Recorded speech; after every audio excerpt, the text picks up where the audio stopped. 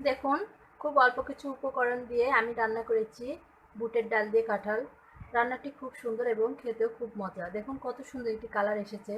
আসলে এই রান্নাটি খুব সুন্দর। আমি এটি অল্প একটু খেয়ে দেখব যে কেমন হয়েছে।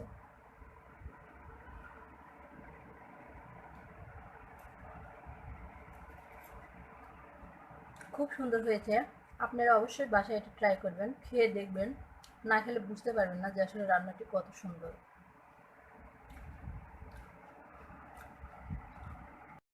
আজকে আমি রান্না করব বুটের ডাল দিয়ে কাঁঠালের একটি অন্যরকম রেসিপি। এটি আপনারা আগে কখনো খাননি। আমি নিয়েছি কাঁঠাল। দেখুন আমি কিভাবে কাঁঠাল নিয়েছি, এভাবে করে নিয়েছি। এটি কিন্তু আমি কেটে নিয়েছি, এরপরে সিদ্ধ করে নেব।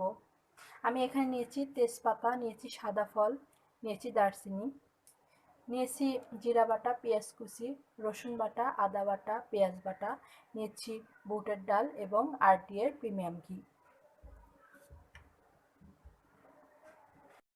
এখন ফ্রাই প্যানে পরিমাণ মতো তেল দেব। দিয়ে দেব তেজপাতা এবং গোটা জিরে। আমি এখানে কাঁঠাল হলুদ লবণ দিয়ে সিদ্ধ করে পানি ঝরে রেখেছি, সেগুলো এর মধ্যে দিয়ে দিব। এখানে অল্প একটু লবণ এবং 1 চামচের অর্ধেক হলুদ দিব। 1 চামচের অর্ধেক লবণ এবং 1 চামচের অর্ধেক হলুদ দিয়ে দিব।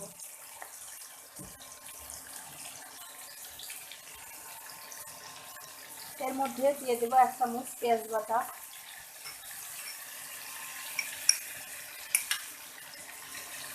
দেব 1 চামচ আদা বাটা, 1 চামচ জিরা বাটা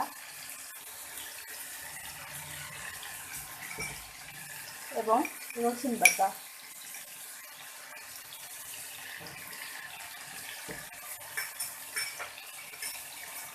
আমি এর উপর দিয়ে পেঁয়াজ কুচি ছড়িয়ে দেব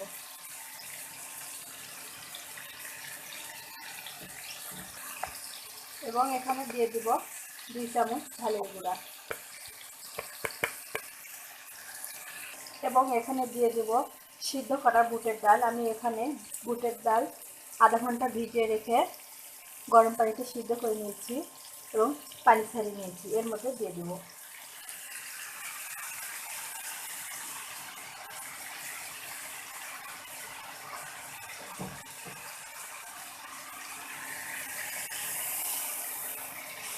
আপনারা এই ভিডিওটা অবশ্যই টানবেন না, না টেনে দেখবেন, তা না হলে কিন্তু রান্নার উপকরণ বাদ যাবে এবং রান্নাটা আপনারা বাসায় রান্না করলে খেতে সুন্দর লাগবে না।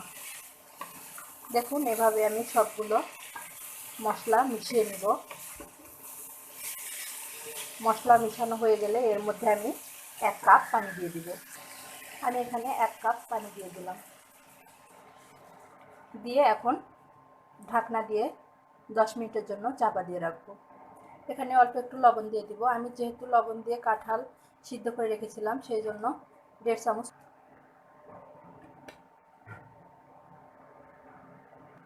মাঝে মাঝে ঢাকনাটা তুলে একটু করে নেড়ে দিবেন।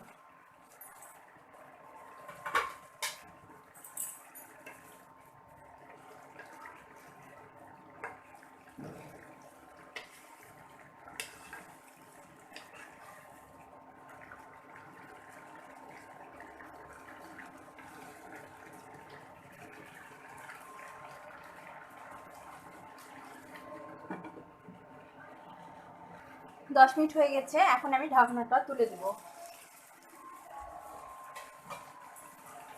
ঢাকনাটা তুললাম। এখন এটি 5-6 মিনিট সুন্দর করে এভাবে কষিয়ে নিব।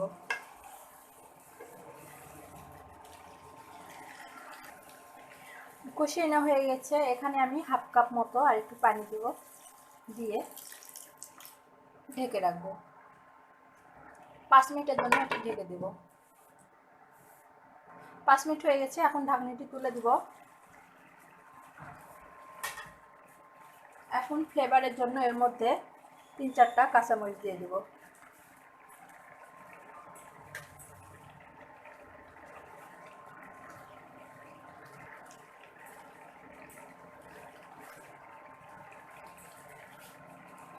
দেখুন কত সুন্দর কালার এসেছে। আপনারা অবশ্যই এই যে কাঁঠালের সিজন, এই সময় আপনারা বাসায় রান্নাটি করবেন, করে দেখবেন যে আসলে কত সুন্দর একটি রান্না, খুব সহজ, হাতের কাছে অল্প কিছু উপকরণ দিয়ে কিভাবে রান্না করা যায় এবং এর স্বাদটা অনেক সুন্দর। আমি এর উপর এখন ঘি দিয়ে দেব।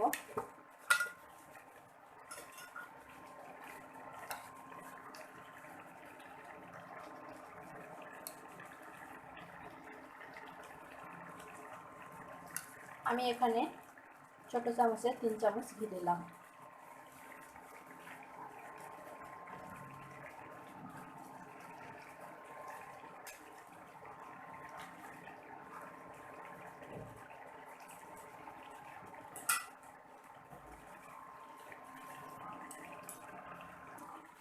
আমার রান্না শেষ, আমি চুলা বন্ধ করে দিয়েছি। এখন এটি একটি বাটিতে তুলে নেব।